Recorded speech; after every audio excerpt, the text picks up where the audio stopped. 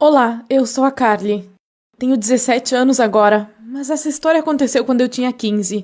Eu me recusei a falar e comer para me livrar dos meus pais abusivos que estavam acabando com a minha vida. Durante toda a minha vida, meus pais não foram legais. Eles me proibiam de fazer quase tudo e gritavam comigo toda vez que podiam. Quando eu tinha 5 anos, fiquei muito doente com febre. Não conseguia nem me levantar da cama e meus pais pensaram que eu estivesse fingindo. Quando me levaram no médico, de ônibus, eu estava chorando, e eles me disseram que eu os estava fazendo passar vergonha e que se eu não parasse, me levariam de volta para casa. Então, tive que segurar minhas lágrimas o tempo todo durante o caminho. Quando comecei a ir à escola, eles não me deixavam sair do quarto, pois esperavam que eu estudasse o tempo todo e depois dormisse. Nos finais de semana, eles saíam e me deixavam em casa para limpar a casa toda. Se eu me recusasse, eles gritavam comigo e me trancavam no meu quarto, assim como no resto da semana. Eles nunca me deixavam falar. Eu tinha que ficar o mais quieta possível. Então, quando eu tinha 15 anos, eu não tinha nenhum amigo, simplesmente porque tinha medo de falar com as pessoas.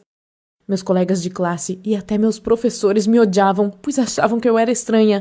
Quando dei parabéns para Emily, uma das garotas da nossa classe, dei para ela um colar que eu mesma fiz. Ela riu e jogou no lixo porque era feio.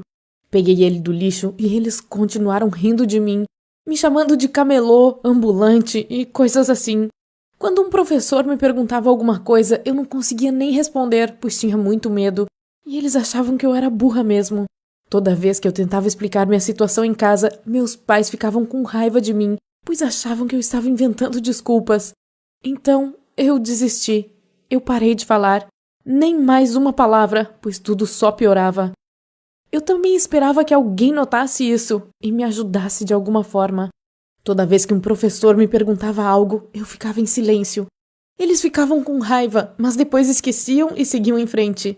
Durante os intervalos, eu me sentava sozinha e as pessoas vinham até mim, tentando testar minha paciência. Um cara, o Emmett, que me intimidava muito, gritava no meu ouvido o mais alto que podia, querendo que eu reagisse, mas eu não fazia nada. Às vezes, esse cara ia até a minha casa e jogava ovos na minha janela ou coisas assim. Ele realmente me odiava. A Emily e suas amigas me faziam perguntas, e quando eu não respondia, elas me pressionavam fisicamente. Um dia, todas elas estavam mascando chiclete e cuspiram no meu cabelo. Só notei isso depois de algumas horas com as pessoas rindo de mim. Cortei meu cabelo bem curto e ficou extremamente feio. Em algum momento, todos largaram do meu pé e me deixaram em paz, pois eu não reagia. O último que falou comigo foi o Emmett. Ele me disse, talvez se você se defendesse não seria tão patética. E, finalmente, todo esse silêncio valeu a pena. Após inúmeras reclamações, fui mandada para a diretoria e o diretor começou a me fazer perguntas, mas é claro que eu não respondia. Ele pensou que eu estivesse zombando dele e então ligou para os meus pais. Quando eles vieram, atuaram super bem e disseram que eu estava doente, quero dizer, mentalmente, e que talvez eu só precisasse de um mês em casa para ficar boa. Nesse ponto, lembrei do que o Emmett me disse e finalmente falei. Eu queria contar a ele tudo sobre como fui abusada a minha vida toda, como eu era feita uma escrava na minha própria casa e que meus pais me odiavam. Eu queria falar pela primeira vez em meses. Mas meus pais se fecharam rapidamente, dizendo ao diretor que eu havia esquecido de tomar meu remédio e que só precisava de um tempo em casa. O diretor não se importou e concordou em me deixar ficar em casa. Eu estava arrasada. Mesmo quando eu disse algo, não adiantou. Meus pais gritaram comigo o caminho todo para casa, dizendo que tinham vergonha por ter uma filha tão inútil e feia, e eu não respondi nada. Antes, eles nem tinham percebido que eu não estava falando, mas agora isso os estava irritando. Em casa, eles continuaram a gritar comigo, exigindo que eu começasse a falar, mas eu não falava. Era minha forma de protesto e a melhor coisa que eu poderia fazer para irritá-los. Minha mãe pegou meu brinquedo favorito da infância, um coelhinho. Mesmo aos 15 anos, eu ainda dormia com ele. Ela o pegou pela cabeça e disse, fale! Eu não falei, então ela arrancou a cabeça dele e o jogou pela janela. Eu poderia muito bem costurá-lo, então corri para fora para recuperá-lo, mas meu pai não me deixou passar e me levou para o meu quarto. Eles trancaram a minha porta, exigindo que eu começasse a conversar, e tiraram meu telefone e meus livros. Eu estava fechada em um quarto vazio, e a única coisa que eu podia fazer era olhar pela minha janela. Para não enlouquecer, eu ficava conversando comigo mesmo em silêncio. Eu também me recusava a comer para defender minha posição. Em algum momento, eles colocaram um sanduíche no meu quarto. Eu estava pronta para mordê-lo, mas aí logo o coloquei de volta. Eu decidi que não iria comer, só bebia água ocasionalmente. Meus pais continuavam me repreendendo e pressionando, e tudo o que eu queria era que eles me deixassem em paz. Eu mal podia esperar para sair de casa quando fizesse 18 anos. Até escrevi uma carta para eles explicando isso, mas eles a ignoraram, achando que eu iria parar.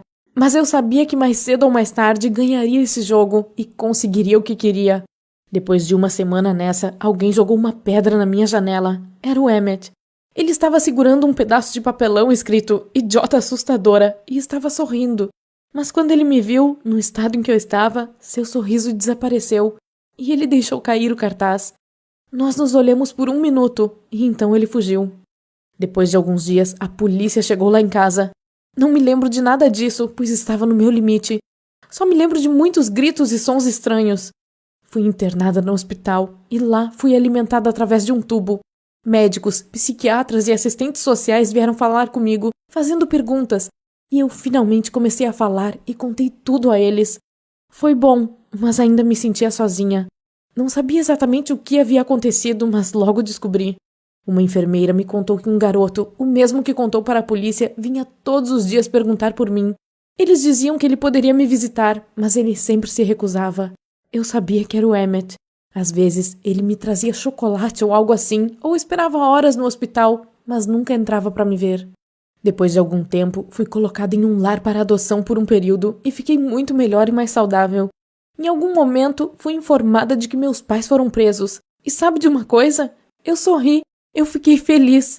Talvez tenha sido cruel, mas eles mereciam. E então, as coisas ficaram ainda melhores. Fui colocada em outro lar para adoção, mas em outra cidade.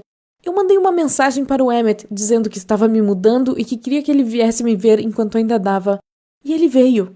Ficamos conversando lá fora. Ele nunca me olhava nos olhos e ficava parado com as mãos no bolso. Perguntei por que ele fez o que fez, se ele me odiava. Ele tentou explicar que nunca me odiou de fato, mas estranhamente, ele não conseguiu terminar sua frase e mudou de assunto. Depois de 20 minutos conversando, o Emmett foi embora. Ele meio que apertou minha mão todo desajeitado. Enquanto observava ele se afastar, pensei que não queria que ele fosse embora e que eu finalmente tinha pelo menos um bom motivo para ficar nessa cidade. Mas eu tinha que ir embora. Minha família adotiva na nova cidade era muito boa e eu não estava acostumada a isso. Então no começo eu estava bastante fechada. Mas depois de alguns meses de amor e respeito de verdade, comecei a gostar deles. Eu tentava segurar minhas emoções, pois sabia que em algum momento eu teria que deixar essa família e seguir em frente. Então, uma noite, eles me pediram para sentar com eles para uma conversa séria. Eu estava pronta para ouvir que precisava me mudar novamente e tentei não me emocionar.